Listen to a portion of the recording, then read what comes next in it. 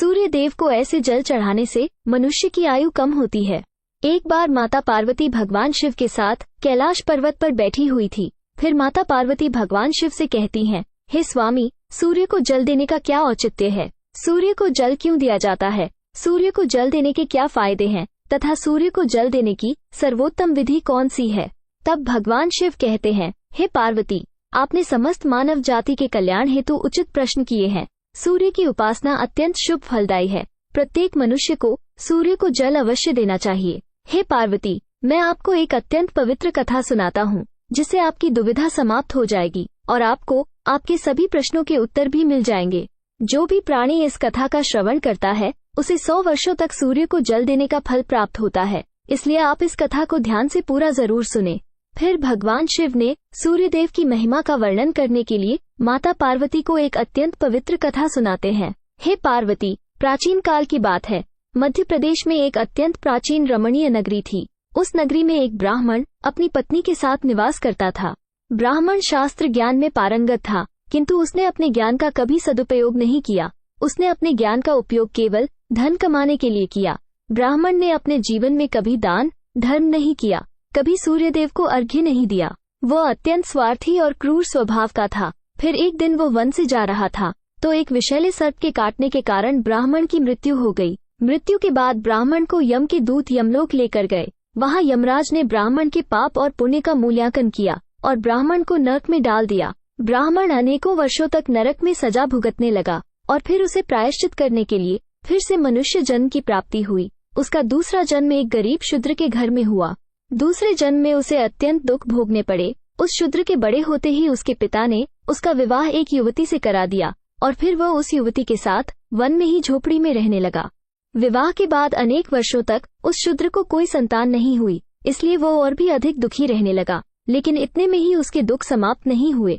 कुछ वर्षों के बाद दैव योग से उसके शरीर में भयंकर कोढ़ का रोग उत्पन्न हुआ और वो भयंकर कोढ़ के रोग से पीड़ित हो गया। उसके शरीर पर अनगिनत जख्म हुए, जिससे पस निकलता रहता था। वो कोढ़ी शूद्र अब कुछ काम भी नहीं कर सकता था और दिन भर घर पर ही पड़ा रहता। उसकी पत्नी एक पतिव्रता नारी थी। उसने पति को कोढ़ होने के बाद भी उसका साथ नहीं छोड़ा और वो उसके नित्य सेवा करती रहती थी। वो अपने पति को ही परमेश्वर मानकर उसकी पूजा करती थी, उसके लिए भोजन का प्रबंध करती थी, उसे स्नान कराती थी।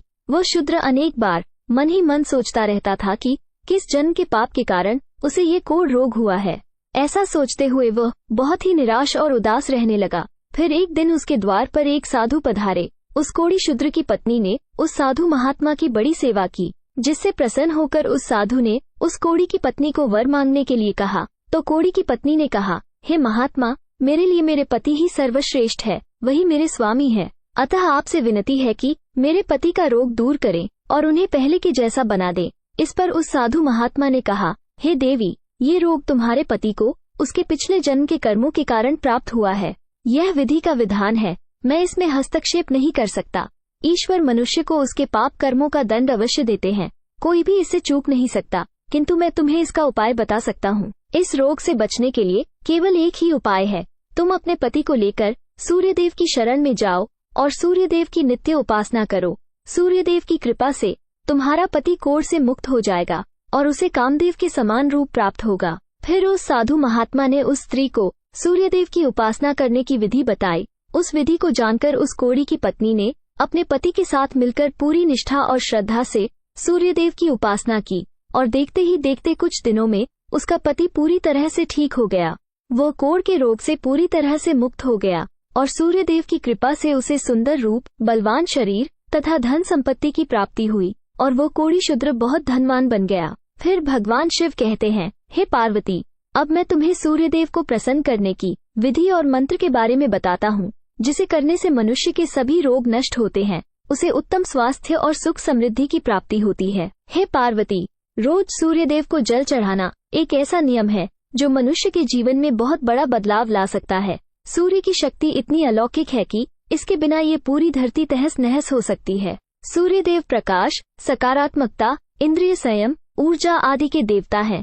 सूर्यदेव को मात्र जल चढ़ाने से सभी संकट दूर हो सकते हैं।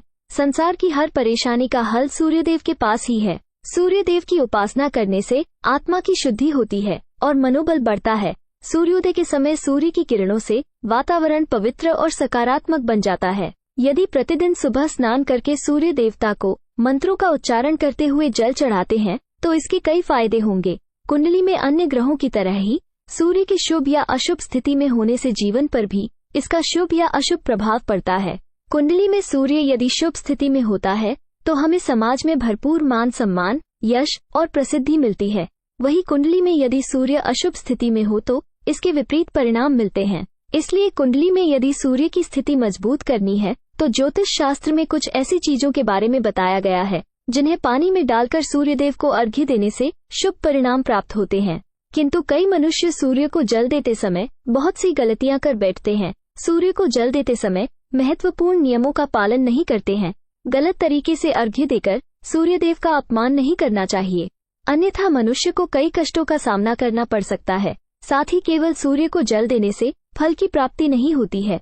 सूर्य को जल देते समय विधि का पालन करते हुए सूर्यदेव के मंत्र का जाप करना भी आवश्यक है, तभी सूर्य को जल देने का फल मनुष्य को प्राप्त होता है। शास्त्रों के अनुसार सूर्यदेव अप्रसन्न होने पर मनुष्य का बुद्धि नष्ट हो जाता है, उसे चारों ओर से अपमान का सामना करना पड़ता है। ऐसे व्यक्ति की आंखों की रोशनी चली जाती है और उसे उचिष्ट भोजन प्राप्त होता है। फल स्वरूप व्यक्ति की विद्या नष्ट हो जाती है, उसकी स्मरण शक्ति कमजोर होती है, पिता पुत्र में अकारण ही वाद विवाद होने लगता है। सूर्यदेव रूठ जाने पर व्यक्ति पर गलत इल्जाम लगते हैं और उसके हाथ से अनजाने में कई अपराध हो जाते हैं। इसलिए व्यक्ति को अनिष्ट कार्य करके सूर्यदेव को रुष्ट नहीं करना चाहिए। फिर भगवान शिव कहते हैं, हे पार्वती, सबसे पहले मैं तुम्हें सूर्यदेव को अर्घ्य देने का अर्थ बताता हूँ।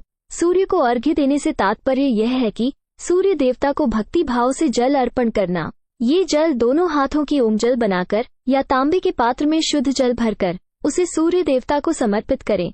लेकिन ध्यान रहे कि यदि हाथों की ओम जल बनाकर सूर्य देवता को अर्घ्य दे रहे हैं तो हाथों की तर्जनी और अंगूठे को एक दूसरे से जोड़कर ना रखें, यानी कि एक दूसरे का स्पर्श ना होने दें। दोनों हाथों के अंगूठे को फैलाकर रखें। यदि हम तर्जनी और अंगूठे को जोड़कर रखते हैं तो ये राक्षसी मुद्रा बन जाती है और इस मुद्रा में सूर्य को अर्घ्य देना अशुभ माना जाता है।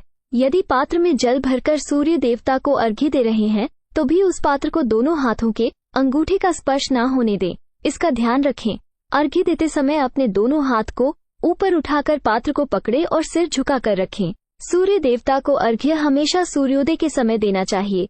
उगते हुए सूर्य की उपासना करना हमेशा ही शुभ होता है। सूर्योदय के 2 घंटे बाद अर्घ्य देने का कोई भी औचित्य नहीं होता है। यदि किसी कारणवश आप सूर्योदय के समय अर्घ्य ना दे सके तो 3 बार अर्घ्य देने के बजाय 4 बार अर्घ्य दें और सूर्य देवता से क्षमा मांग लें, इससे दोष कम हो जाता है। सूर्य को जल तांबे के पात्र में ही देना चाहिए। तांबा को सूर्य देव की प्रिय वस्तु माना जाता है, इसलिए सूर्य को जल देने के लिए केवल तांबे से बने पात्र का ही उपयोग करना चाहिए। अन्य धातुओं से बने पात्रों में सूर्य को अर्घ्य देने से कोई लाभ प्राप्त नहीं होता है। परमात्मा ने सूर्य को जगत में प्रकाश करने, संचालन करने, अपने तेज से शरीर में ज्योति प्रदान करने तथा जठराग्नि के रूप में आमाशय में अन्न को पचाने का कार्य सौंपा है। इसी कारण से तांबे के पात्र में रखे जल को पीने से व्यक्ति पेट से जुड़े रोगों से भी मुक्त हो जाता है। तांबे के पात्र में गंगा जल या पवित्र नदियों का जल भरें। यदि ऐसा संभव नहीं है तो शुद्ध जल का प्रयोग करें। मात्र जल से कभी भी अर्घ्य नहीं देना चाहिए। जल के पात्र में जल के साथ मुख्य रूप से कोई भी लाल फूल, लाल चंदन और अक्षत जरूर डालें। आप चाहे तो इस जल में थोड़ा सा घी, शहद, दूध या गुड़ इत्यादि भी मिला सकते हैं। यदि किसी मनुष्य ने सूर्य को अर्घ्य देने का संकल्प लिया है तो ये संकल्प कभी नहीं तोड़ना चाहिए। जितने दिनों का भी संकल्प लिया हो उतने दिन सूर्य को अर्घ्य अवश्य देना चाहिए। यदि संकल्प को पूरा नहीं कर सकते तो ऐसा संकल्प नहीं करना चाहिए, इससे सूर्य देव रुष्ट हो जाते हैं। इसके बाद भगवान शिव ने सूर्य देव को जल देने का मंत्र बताया है जिसका उच्चारण अवश्य करना चाहिए। वो मंत्र इस प्रकार है, ओम घृणी सूर्याय नमः। इस मंत्र का अर्थ है कि हे सूर्य देव, मैं आपकी आराधना करती हूँ। आप मुझे ज्ञान के प्रकाश से प्रकाशित करें। दिन के निर्माता, आप मुझे बुद्धि प्रदान करें और आप मेरे मन को रोशन करें। इस मंत्र का उच्चारण करके सूर्य को जल देने से दरिद्रता का अंत होता है और व्यक्ति को सुख समृद्धि की प्राप्ति होती है। फिर भगवान शिव कहते हैं, हे पार्वती, सूर्य देव की महिमा अपरंपार है और प्रतिदिन ही हमें उनका आभार मानना चाहिए, परंतु मुख्य रूप से रविवार का दिन सूर्य देवता का दिन माना जाता है। इसलिए कुंडली से सूर्य दोष को दूर करने के लिए रविवार के दिन विशेष रूप से सूर्य देवता का उपवास रखना चाहिए और सूर्य देव से संबंधित वस्तुओं का दान करना चाहिए। सूर्य देव से संबंधित वस्तुएं हैं तांबा, गेहूं, गुड़, चंदन तथा पीले रंग के वस्त्र आदि। इन वस्तुओं का रविवार के दिन दान करने से व्यक्ति के सभी दुखों का अंत होता है। यदि व्यक्ति बीमार है अथवा घर में सूतक है या अन्य कोई समस्या है जिसके कारण वह सूर्य देव को अर्घ्य नहीं दे पा रहे हैं, तो इसके लिए शास्त्रों में मानस पूजा का प्रावधान किया गया है, अर्थात अपने मन में ही सूर्य देव को अर्घ्य दे सकते हैं। सूर्योदय पूर्व दिशा से होता है और यदि किसी कारणवश सूर्य देव दिखाई नहीं दे रहे हैं तो उनका मन ही मन स्मरण करके पूर्व दिशा की ओर मुख करके उन्हें अर्घ्य दे सकते हैं, लेकिन कभी भी सूर्य को अर्घ्य देने का संकल्प न छोड़े। इस प्रकार से भगवान शिव ने सूर्य देव को अर्घ्य देने की विधि, सूर्य देव को अर्घ्य देने का मंत्र बताया। वीडियो अच्छी लगी हो तो लाइक, शेयर और ऐसे ही वीडियो को देखने के लिए हमारे चैनल को सब्सक्राइब जरूर करें। धन्यवाद।